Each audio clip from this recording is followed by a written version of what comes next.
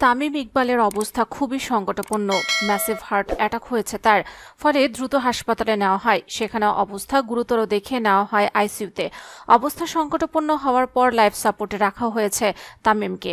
তার বিষয়ে ডাক্তাররা কোনো কিছু আপাতত নিশ্চয়তা দিতে পারছে না, বলছেন শুধু আল্লাহ ভরসা। সাভারের বিকেএসপিতে প্রিমিয়ার লিগের খেলা চলাকালে হঠাৎ গুরুতর অসুস্থ হয়ে পড়েন তামিম ইকবাল। দলীয় ম্যানেজার ও সাবেক ক্রিকেটার সাজ্জাদ আহমেদ শিপনকে তামিম বলেন, আমার খুব খারাপ লাগছে, বুকে ব্যথা করছে। শিপন সহ সতীর্থ ক্রিকেটার এবং কর্মকর্তারা অবস্থা দেখে ধারণা করেন হয়তো হার্ট অ্যাটাক হয়েছে।